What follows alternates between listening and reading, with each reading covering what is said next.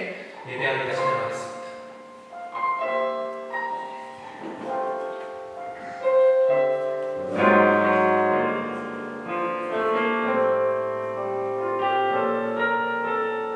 함께 고백할까요? 완전하신 나의 주.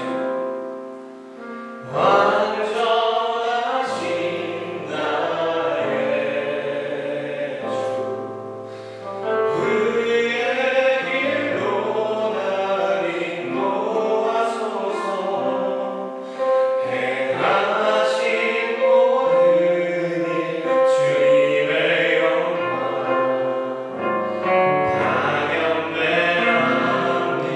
다시 한번 고백합시다. 완전하신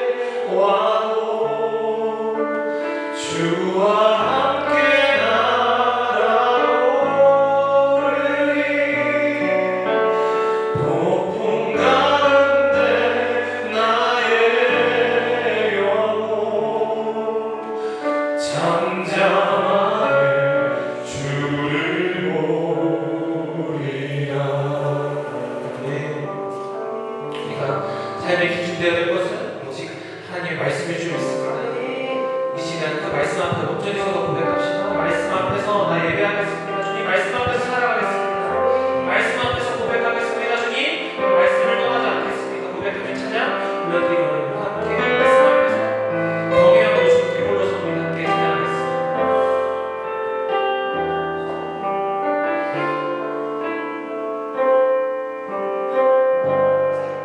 말씀 앞에서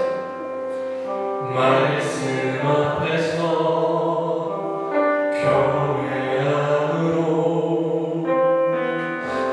주께 홀로 섭니다. 말씀 앞에서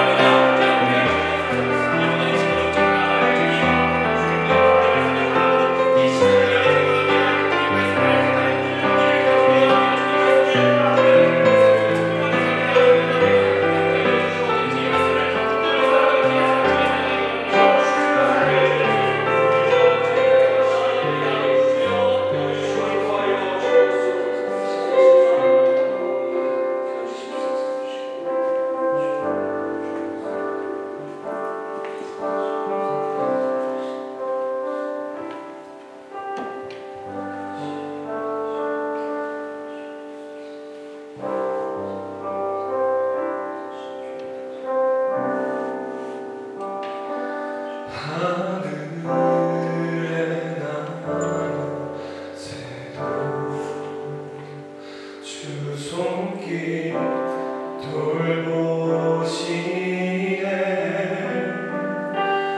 온 땅의 충만 주 사랑으로 내 마음을 덮으소서. 주 나를 부르셨네 주의 영광 위에 주의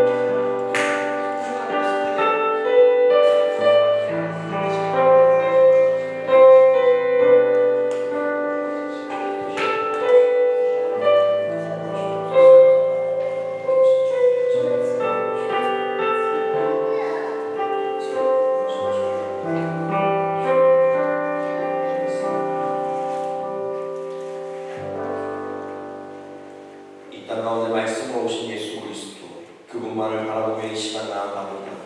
말씀 앞에 주님 앞에 올바르게 서서 하나님만을 예배하며 나아가는 이 자리가 되게 하시고, 우리가 하나님 앞에 드리는 이 예배가 다른 것을 생각하고 다른 것을 고민하는 시간이 아닌 오로지 주의 말씀과 예수 그리스도 그 하나님의 그 사랑에 귀 기울이고 눈을 보며 내 마음을 쏟으며 나아가는 이 자리가 되게 하여 주옵소서. 함께 하실 하나님의 이름을 찬양하오며 예수 그리스도의 이름으로 기도합니다. 우리 사도신경으로 우리 신앙 주님 앞에 고백하겠습니다. 나는 전능하신 아버지 하나님 천지의 창조주를 믿습니다. 나는 그의 유일하신 아들 우리 주 예수 그리스도를 믿습니다. 그는 성령으로 잉태되어 동정녀 마리아에게서 나시고 본디오 빌라도에게 고난을 받아 십자가에 못 박혀 죽으시고 장사된 지 3일 만에 죽은 자 가운데서 다시 살아나셨으며 하늘에 오르시어 전능하신 아버지 하나님 우편에 앉아 계시다가 거기로부터 살아있는 자와 죽은 자를 심판하러 오십니다. 나는 성령을 믿으며 거룩한 공교회와 성도의 교제와 죄를 용서받는 것과 몸의 부활과 영생을 믿습니다. 아멘. 찬송가 199장 함께 찬양하겠습니다.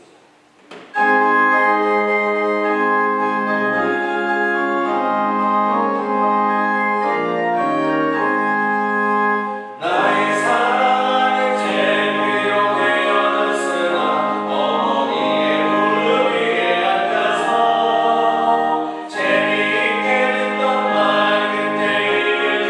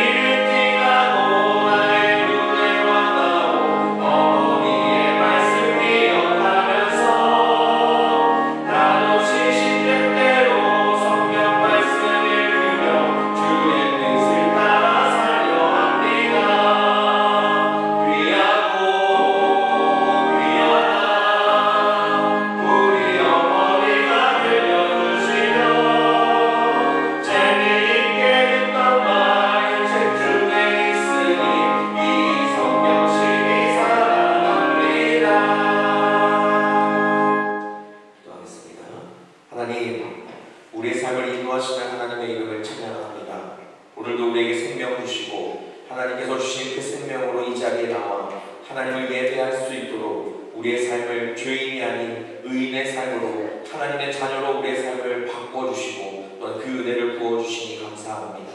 하나님, 하나님의 자녀로 삶을 살아가기로 작정했음에도 불구하고 하나님 앞에 여전히 부족하고 연약한 우리의 모습들이 있음을 고백합니다. 하나님 앞에 말씀을 지켜 살아가겠다 고백했지만 그 말씀대로 살기보다 내 안에 있는 죄와 그 사망의 법이 자꾸 나의 마음을 짓누르고 나의 마음을 다스리고 나의 마음을 이끌어갔던 그 모든 것을 주님 용서하여 주옵소서. 이제는 생명의 성령의 법과 함께 하나님의 말씀을 따라 주님만을 바라보며 나아가는 우리의 삶이 되게 하여 주시기를 간절히 소망합니다. 하나님, 이 시간 기도하는 것은 하나님이 이 땅에 사는 모든 청년들, 하나님 앞에 이 대트몰트 땅 가운데 나와 있는 수많은 성도들 한 분 한 분 주님께서 기억하여 주시오. 그의 삶 가운데 하나님을 향한 그 기도와 또한 그 마음 가운데 하나님을 향한 그 열망들이 가득가득 넘쳐나게 도와주옵소서. 기도하는 것대로 응답되는 역사가 있게 하여 주시고 이 땅 가운데 삶을 살아갈 때 하나님을 바라보며 나아가는 것이 너무나도 가장 큰 위로요 경험이요 하나님 앞에 축복임을 누리며 나아가는 자들이 되게 하여 주옵소서. 하나님, 많은 성도들이 한국에 방문 중에 있습니다. 한국에 방문하고 있는 한 분 한 분 주님 기억하여 주시고 그들의 삶에 하나님의 그 위로와 또한 평안함이 더해지는 시간들이 되게 하여 주옵소서. 남아있는 우리 한 사람 한 사람들의 삶에서 하나님의 그 축복이 가득한 시간들이 넘치게 하여 주셔서 이 방학을 하나님 앞에 귀하게 보내며 나아가는 시간들이 되게 하여 주옵소서. 하나님, 말씀 듣습니다. 듣는 말씀 가운데 하나님께서 우리에게 하실 그 말씀을 듣게 하시고 그 말씀이 하나님께서 나에게 하시는 말씀으로 삼아 한 주간의 삶을 기준되어지는 말씀으로 나아갈 수 있도록 주님 우리에게 말씀하여 주옵소서. 채우시고 인도하시는 하나님의 그 이름을 기대하고 찬양하오며 예배의 시작과 모든 끝 되어 주실 뿐만 아니라 우리의 인생의 처음과 마지막 되어 주시는 예수 그리스도의 이름으로 기도합니다. 아멘.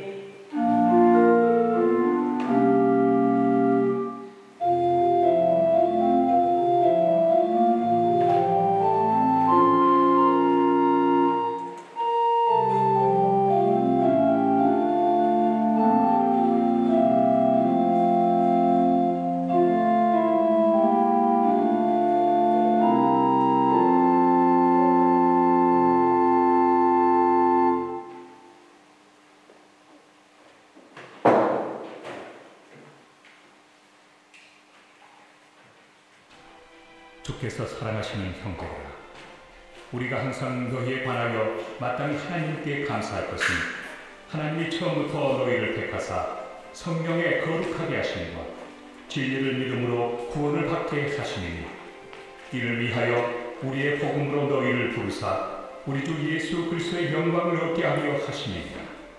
그러므로 형제들아, 굳건하게 서서 말로나 우리의 편지로 가르침을 받은 전통을 지켜라. 우리 주 예수 그리스도와 우리를 사랑하시고 영원한 위로와 좋은 소망을 은혜로 주신 하나님 우리 아버지께서 너희 마음을 위로하시고 모든 선한 일과 말에 굳건하게 하시기를 원하노라.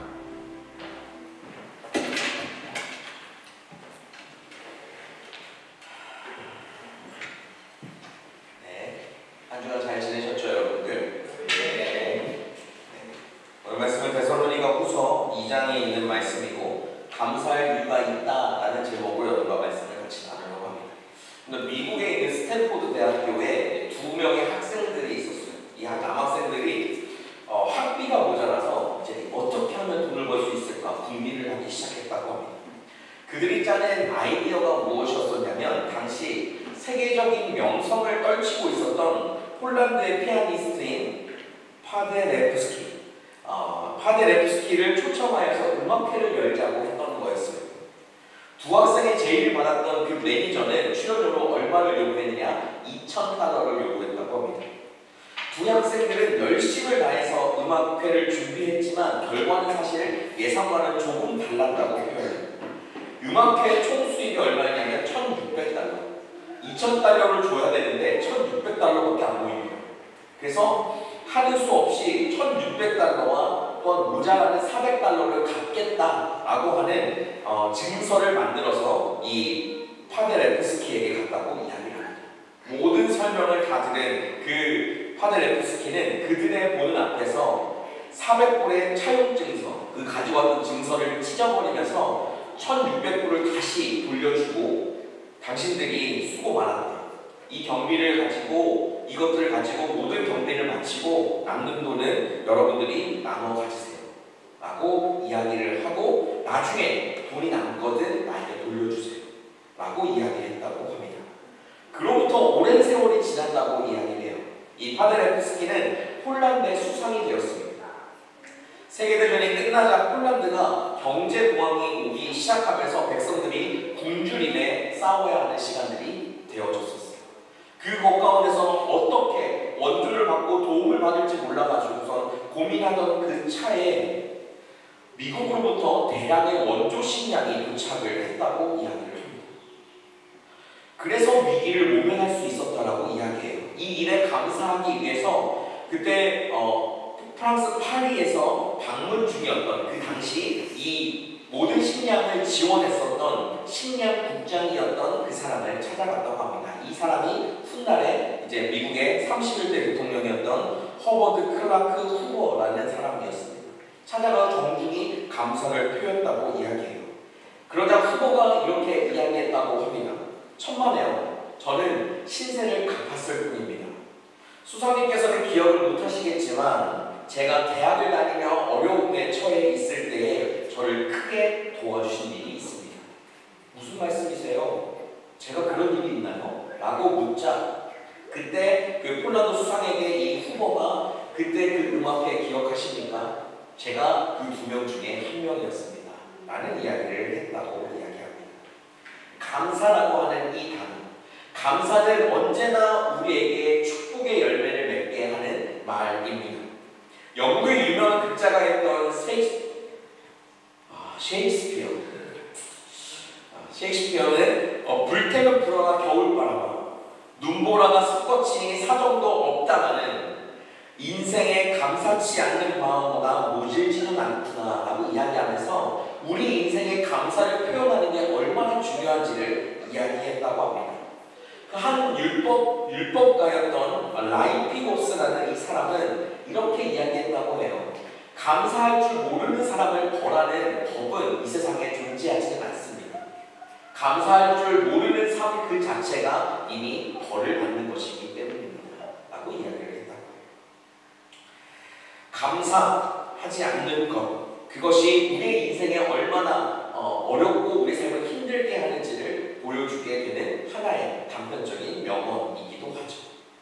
신경정신의학과 의사가 신경과민증 환자 1000명을 대상으로 조사를 한 결과가 있는데 그 중에 95%의 이 사람들이 남을 비판하고 원망하기 좋아하는 사람이었다라는 통계가 있습니다.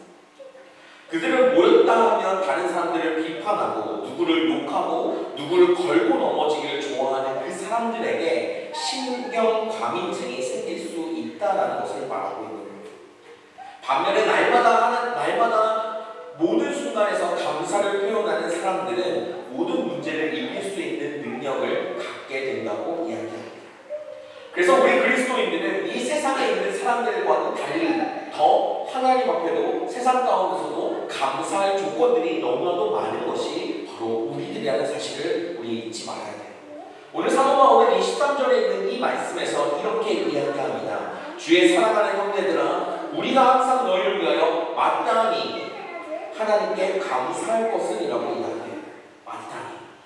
마땅히라고 하는 그 표현은 해도 그만 안 해도 그만이라는 표현으로 하는 것이 아니라 당연히 하나님 앞에 감사해야 한다는 것을 말하고 있는 거예요. 그렇죠?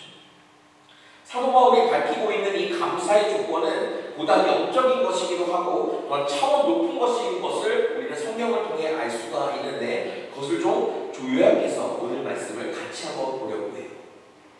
처음에 이것을 네 가지로 요약할 수 있는데 처음 왜 우리가 하나님 앞에 마땅히 감사할 수밖에 없느냐, 그것은 바로 하나님께서 처음부터 우리를 택하셨기 때문입니다. 여기를 혹시 택함 받아보신 적 있어요? 어딘가 뽑힌 거. 사실 여러분들이 학교에 와 있는 것도 교수님이 뽑아주었건 뭐가 뽑아주었건 뽑혀서 온 거잖아요. 그렇죠?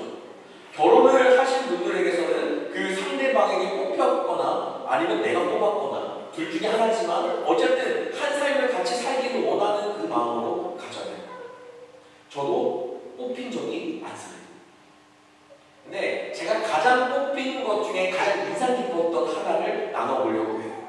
여러분, 제가 이래봬도 어린이 회장 출신이에요. 초등학교 6학년에 그 어린이 회장 1년 동안 하는 그 어린이 회장 출신이에요. 제가 다니던 초등학교는 아주 작은 학교였어요. 아주 작은 학교. 그래서 저는 초등학교 내내 1학년부터 6학년까지 내내 1반에 속해 있었습니다. 1반. 그 이유가 뭔지 아세요? 제가 다닌 학교는 한 반밖에 없었기 때문에. 한 반이에요. 1학년부터 6학년까지 단 한 반이었어요.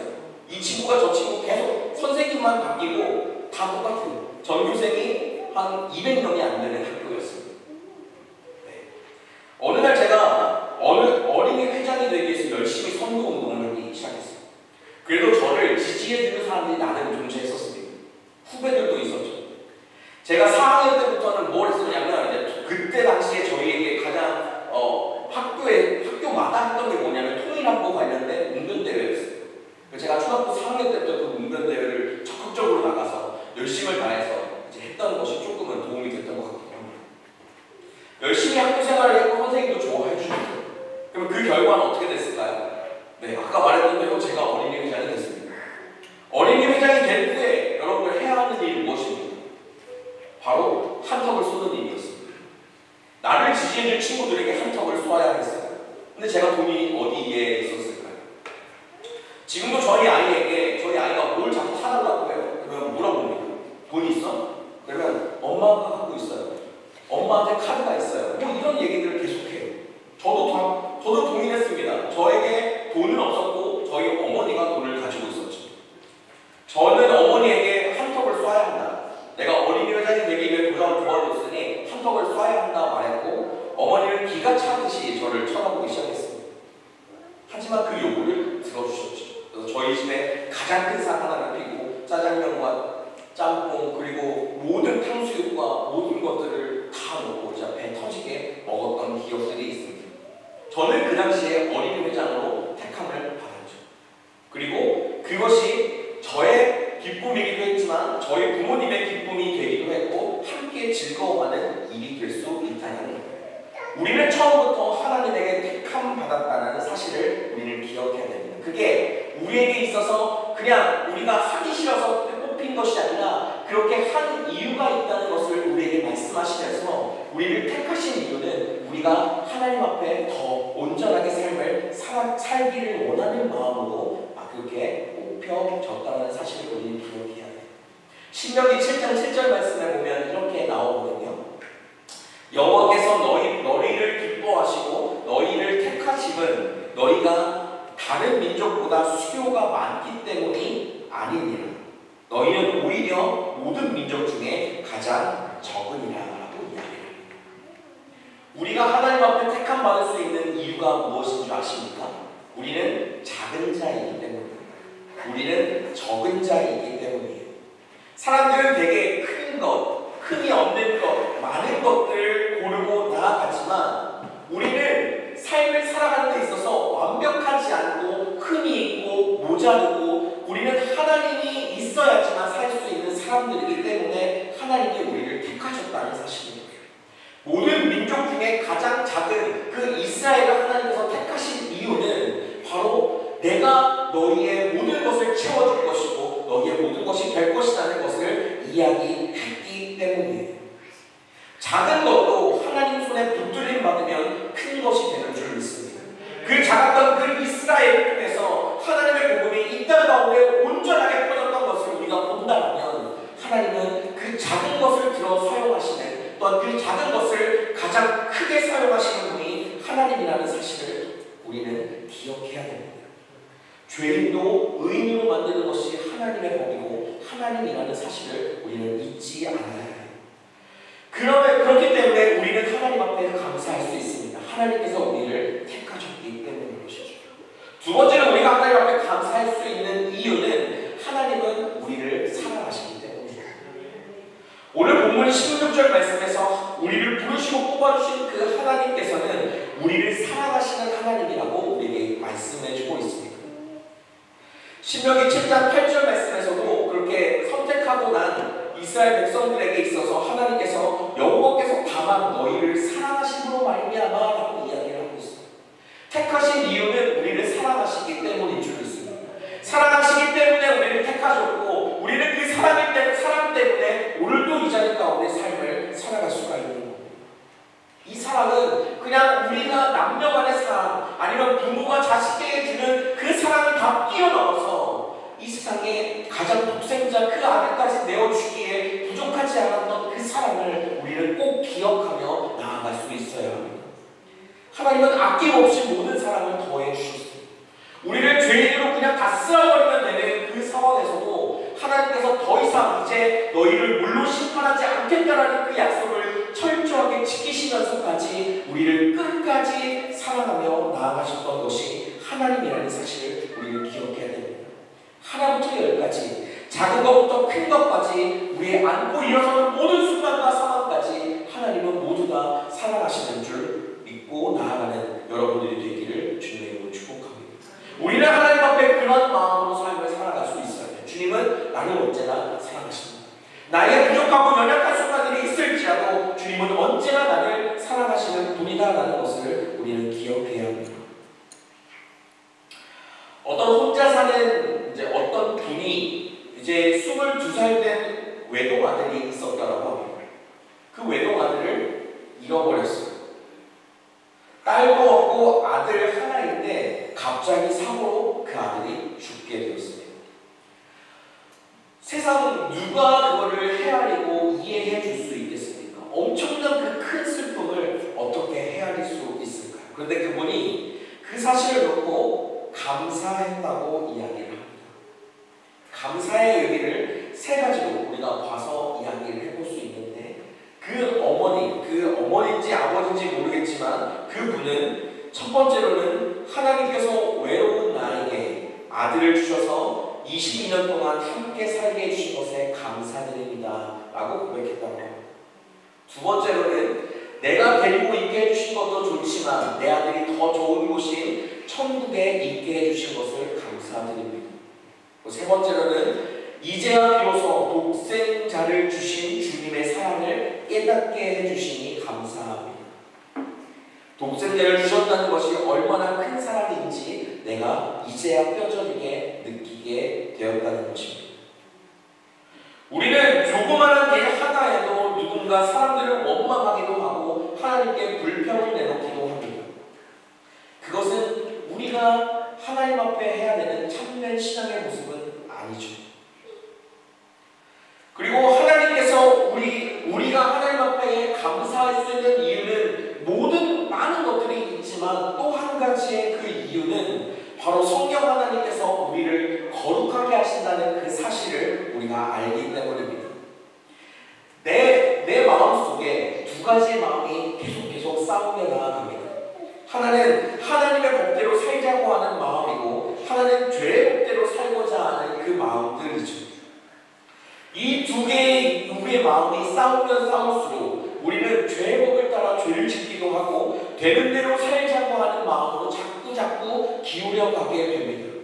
근데 오늘 이 말씀에 있는 것처럼 로마서 8장 2절 말씀에 있는 것처럼 성령 하나님께서 우리를 그 죄와 사망의 법에서 우리를 끊어 속량하셨다라는 말씀을 하고 계시는 것을 우리는 기억해야 합니다. 우리가 자꾸 싸우면 우리는 무너지게 되어 있고 그쪽으로 계속 흘러가게 되어져 있습니다. 그것은 우리가 싸워서 될 문제가 아니라 우리에게 모든 자유를 허락하시고 우리의 모든 선한 길로 인도하시는 하나님을 붙들며 나아갈 수 있어야 하는 것이죠. 그 상황과 그 환경 가운데 내가 죄의 법에 매이지 않도록 그 모든 은혜를 부어주신 우리는 그 하나님께 감사할 수 있는 것입니다. 그래서 이 사실을 가지고 이 사실을 알고 있는 사도 바울은 마땅히 하나님께 감사해야 된다고 이야기를 했던 것입니다. 그리고 마땅히 감사해야 될 그 이유는 하나님께서 우리의 믿음으로 구원 얻게 하셨기 때문입니다. 오늘 13절 마지막에 보면 진리를 믿음으로 구원을 얻게 하시리라라고 우리에게 기록하고 있어요. 어느 한 가정에 7살 난 아이를 데리고 이웃집에 갔다고 해요. 그 이웃집에 갔는데 그 이웃집 아주머니가 그 아이에게 사과를 주었다고 합니다. 근데 이 아이가 고맙습니다 라는 말 한마디 하지 않은 채 얼른 받고 이제 가려고 하는 거예요. 아니면 먹으려고 하는 거예요. 그래서 그 어머니가, 그 아이의 어머니가 얘야 하면서 깜짝 놀라서 무섭게 불렀다고 이야기합니다. 다른 분이 사과를 줄 때는 뭐라고 해야 하지? 그자 이 아이가 잠잠히 생각해 보더니 가지고 있던 사과를 그 아주머니에게 내밀면서 껍질 깎아주세요 라고 이야기를 했다고 해요. 타인의 사랑과 희생에 대해서 감사를 잃어버렸던 이 7살 난 이 아이뿐만 아니라 이것은 우리의 현재의 상황에서도 많이 벌어지고 있는 일이기도 합니다. 자신을 위해 타인이 베풀어준 그 친절에 대해서 무관심하기도 하고 우리는 침묵한 채 그가 나에게 주는 더 친절을 요구하고 바라기도 합니다. 그리고 더 많은 것을 베풀어주지 않을 때에는 도리어 원망하며 나아가는 모습도 있게 돼요. 사과 껍질을 벗겨주지 않으면 사과를 준 사실조차 잊어버린 채 전혀 감사함이 없다라는 것입니다. 우리는 타인이 우리 자신을 향해서 베풀어주는 친절에 대해서 그까짓 건 뭐라고, 그게 뭐 얼마나 된다고 라고 이야기하고 생각하거나 그것을 개스럽게 여기며 나아가서는 절대 안 됩니다. 특히 부모님이나 가까운 사람에게 매일같이 베풀어주는 그러한 작은 일과 그런 모든 것에도 진정으로 감사할 줄 아는 자세가 우리들에게 꼭 필요하다고 여겨집니다. 솔직히 말하자면 감사할 줄 모르는 사람은 인격인이 될 수도 없고 더욱이 신앙인이 될 수도 없다는 사실입니다. 신앙인이라는 것은 하나님께서 나를 죄 가운데 구원해 주셨다는 그 사실 하나만으로도 우리는 하나님 앞에 감사를 드려야 하는 삶을 살기에 충분하다는 사실을 우리는 잊지 말아야 합니다. 그리고 하나님 앞에 우리가 감사할 수 있는 유일한 이유 중에 하나는 무엇이냐면 우리에게 영원한 소망을 주셨기 때문입니다. 주님께서는 우리를 사랑하실 뿐만 아니라 영원한 위로와 좋은 소망을 은혜로 주신 하나님 아버지라고 우리에게 표현하고 있어요. 그렇기 때문에 우리는 그 하나님 앞에 감사할 수 있어야 합니다. 나치 독일 시대의 포로 수용소에서 이제 수감되었던 한 여성에 대한 그 책이 이제 한때 붐으로 일었던 적이 있습니다. 피난처라는 제목으로 독일에서 이제 글을 썼던 이 코리텐 붐이라는 여성이었습니다. 살을 애는 듯한 그 추위, 그 잠자리에서 고문과 굶주림을 견디면서 수용소 생활을 하고 있었지만 그 중에 가장 견디기 어려웠던 것이 벼룩이었다고 합니다. 그런 속에서도 이제 몇몇 사람들이 함께 모여서 몰래 성경을 공부하며 나아갔다고 해요. 이분은 신앙인이었고 성경책을 어떻게든 받아 들어와가지고 성경을 보며 나아갔던 사람이었습니다. 그러나 이 여인에게 있어서 한 가지 하나님의 말씀을 보면서 이해되지도 않고 동의되지도 않았던 그 말씀이 무엇이었냐면 바로 범사에 감사라는 이 말이었어요. 특히 그 벼룩이 득실득실하는 그 수용소에서 있는 것 자체가 도무지 감사가 되지 않았다라고 이야기합니다. 그런데 어느 날 그 벼룩이 많은 것도 감사할 조건 중에 하나라는 것을 깨달았다고 이야기해요. 그 감방을 감시하던 그 사람들 있잖아요. 이제 수용소에 갇히면 주기적으로 정기적으로 계속 쳐다보고 바라보면서 이제 잘하고 있는지 잘 지내고 있는지 뭐 엄한 일 하고 있지 않은지 그렇게 봐야 하는 그 병사들이 자기네들끼리 하는 그 말을 어느 순간 들었다라고 해요. 근데 그 사람들이 뭐라고 하냐면 저 감방 안에 벼룩이 너무 많아서 난 못 들어갈 것 같아. 그냥 이 밖에서 멀리서 그냥 소리만 나면 찾아가고 그냥 가만히 있자 라는 이야기를 들었다고 합니다. 벼룩이 그곳에 많은 것 때문에 하나님의 말씀을 볼 수 있었고 그것이 그 감시를 피해서 숨어서 보는 것이 아니라 그냥 대놓고 봐도 아무 문제 없을 정도로 그러한 환경이 그 가운데 펼쳐졌다고 이야기합니다. 그래서 벼룩 하나 때문에 원망하거나 아니면 불평했던 그 사람이 그 벼룩을 보내주신 하나님께 감사하다는 말을 하면서 성경을 계속 보며 나아갈 수 있었다라고 이야기합니다. 사랑의 하나님은 궁극적으로 우리에게 위로와 소망을 주시는 분이십니다. 십자가 때문에 울었던 그 사람에게는 부활의 새 아침을 주심으로써 위로와 소망을 주셨던 것이 하나님이시고, 절망과 좌절 중에 빠져있던 그 사람들에게 참 위로와 소망을 주시는 분은 바로 하나님 그분이시라는 사실입니다. 물질의 풍요시대 속에서 우리가 삶을 살아가면서 언젠가 어느샌가 우리의 입속에는 감사라는 말이 인색해졌고 섬김에 대한 표현들이 많이 줄어들었던 것을 보게 됩니다. 그럼에도 불구하고 우리는 하나님 앞에 끊임없이 감사를 표현하며 나아가는 사람들이 되어야 하는 것입니다. 감사는 하나님께 드리는 귀중한 봉헌이라는 사실을 우리는 잊지 않아야 합니다. 감사로 제사 드렸던 그 사람들에게는 하나님의 구원이 있었습니다. 그리고 감사는 내 영혼을 더 풍성하게 할 뿐만 아니라 감사는 하나님의 축복을 더 많이 받을 수 있는 유일한 비결이 됩니다. 그렇게 주님 앞에 감사하며 나아가는 여러분의 삶이 되시기를 주님의 이름으로 축복합니다. 여러분 들어오시면서 아마 보셨는지는 모르겠지만 오늘 주일헌금 봉투가 없잖아요. 그렇죠? 여러분에게 감사를 하나님 앞에 하라고 감사헌금 봉투를 사용하라고 주일헌금을 뺐습니다. 우리는 하나님 앞에 감사를 의도적으로도 우리의 모습으로도 계속적으로 하나님 앞에 죽을 것 같이 힘든 그 순간에서도 주님 그래도 살 수 있게 해주셔서 감사합니다.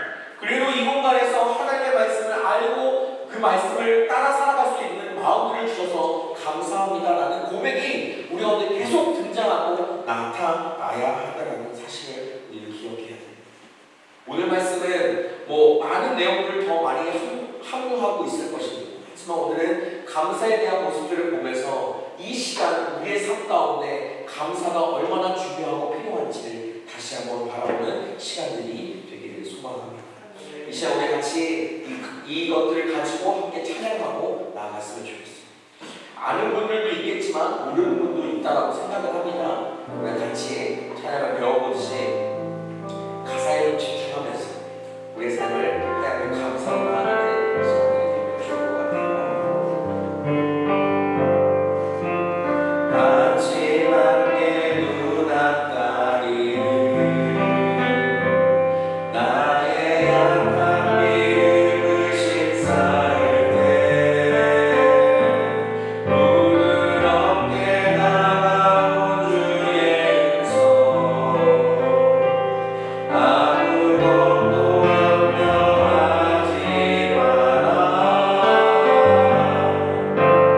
입술기에 밥이 나의 작은 소망 사라져갈 때 고요하게 들리는 주의 음성 내가 너를 사랑하노라 외로움과 방황 속에서 주님 앞에 나아갈 때 위로하시는 주님 나를 도우사 사랑의 나를 감싸주시네 십자가의 도로로서 주의 불신 사랑하게 하셨네 주님께 감사하리라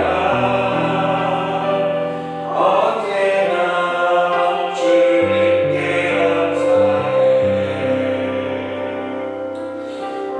가사가 참 너무 좋지 않나요? 그렇죠? 아침 한개 눈앞 가리듯 나의 약한 믿음이 의심스러운데 주님께서 아무것도 염려하지 말라고 말씀하십니다. 빗줄기에 바위가 빼이는 나의 작은 그 소망마저 사라져가는 그 순간에서 주님은 내가 너를 사랑한다고 말합니다. 하나님께서 아무것도 염려하지 말라 내가 너를 사랑한다고 하는 이것이 우리의 감사 제목이 될 수 있습니다. 외로움과 방황 가운데서 우리가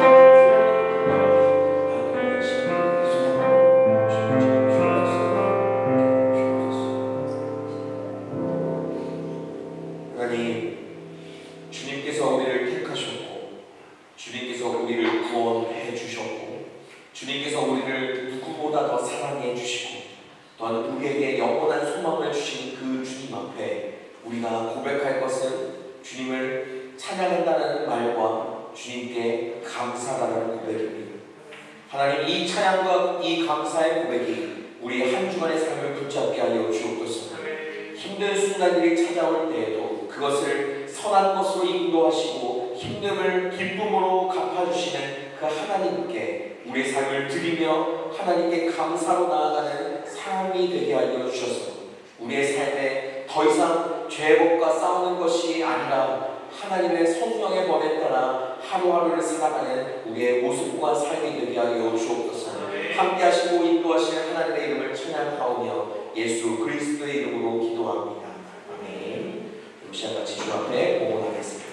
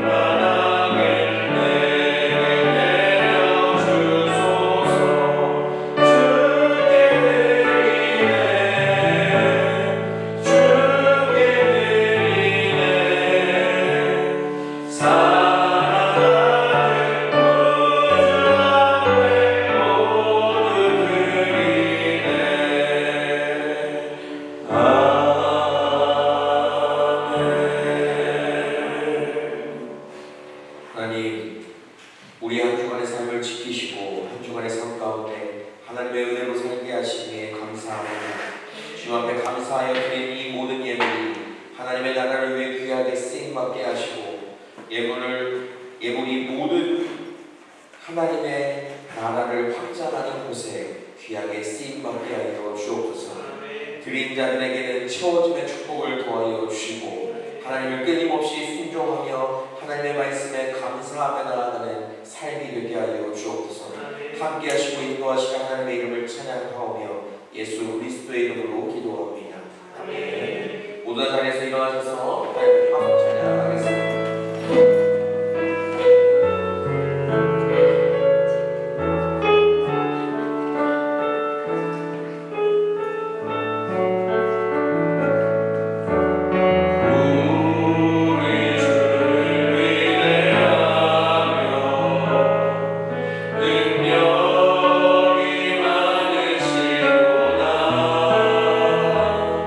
그의 지혜로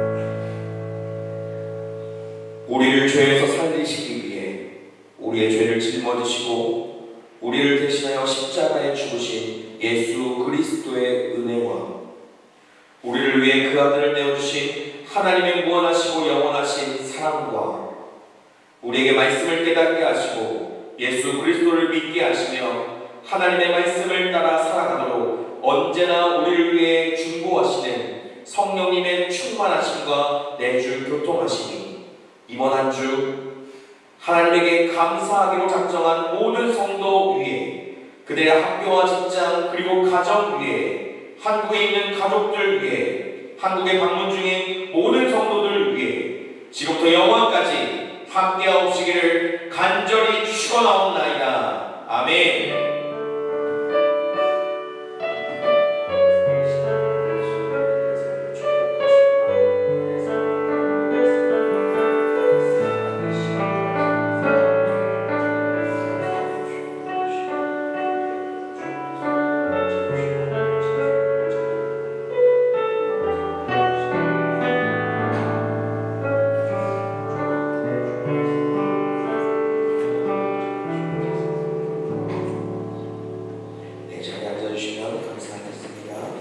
교회를 방문하신 모든 분들을 주님의 이름으로 축복하며 환영합니다. 우리 옆사람 보면서 항상 함께 인사해 볼까요? 감사하며 살아갑시다. 네, 우리 반가운 얼굴이 왔네요. 우리 김지훈 집사님, 서지현 집사님, 우리 아들 되는 우리 시우가 이제 졸업을 하고 이제 대통령 들어왔습니다. 잠깐 자리에서 일어나시면 박수 부탁드려요. 네, 좋습니다. 저희 작년 예배 막내는 2006년생입니다. 막내입니다. 네, 여러분들 우리 언니라네. 지만 있다 보니까 너무 많은 누나들이 잘 챙겨주시면 감사하고요. 오늘 예배 후에는 전체 말씀 묵상으로 모입니다. 어제 제가 오늘 주먹밥을 맛있게 하기 위해서 목살을 열심히 썰고 이제 고추장으로 열심히 볶아왔습니다. 그래서 아마 오늘은 진짜 맛있을 거예요. 기존에 먹던 하나는 여러분들이 방학이니까 이렇게 할 수 있는 거예요, 우리가. 그죠? 네, 많으면 그냥 우리 참치 비벼 먹어야 되지만 오늘은 양도 넉넉할 것 같고 밥도 따뜻하니까 같이 주먹밥 먹고 여기 커피도 있으니까 커피도 마시면서 얼음도 내려놨어요. 그러니까 함께 하시면서 좋은 시간들, 함께하는 시간들이 되었으면 좋을 것 같습니다. 유럽 직카이지만의 정교인 수련회가 이제 돌아오는 주일 다음 날 이제 한 주 이제 끝나면 이제 진행이 됩니다. 그래서 이제 제가 여기 임원이기도 하고 이제 어린이 집회를 섬기러 내려가게 됩니다. 그러니까 함께 기도해 주시고 아직 이제 갈까 말까 고민하고 있는 분들은 함께 우리가 같이 시간을 내서 가면 좋을 것 같아요. 이제 신청을 받고 있으니까 끊임없이 신청해 주시고 해주시면 될 것 같습니다. 네, 한국에 방문 중인 분들이 많으니까 그리고 여러분들 중에도 뭐 한국에 방문하신 분들도 있으니까 그들을 위해서 함께 기도해 주셨으면 좋겠고 방학이 되다 보니까 이제 저희가 성경 봉독이랑 그리고 대표기도 하는 순서를 정하는 것이 사람들이 많이 빠지다 보니까 더 어렵게 됐어요. 그래서 성경 봉독은 말씀 영상으로 계속 나갈 거고 그리고 주보에 있는 대로 이제 대표기도 순서들마다 해주시면 될 것 같습니다. 이렇게 하는 걸로 하고 오늘 예배를 잘 마쳤고요. 우리 하나님 앞에 구호하고 그리고 우리가 바로 옆으로 가서 주먹밥을 같이 싸서 같이 먹고 그리고 말씀도 같이 나누고 여기 정리도 우리가 같이 해야 될 거 아니에요, 그렇죠? 이렇게 같이 선교의 모습으로 나아가는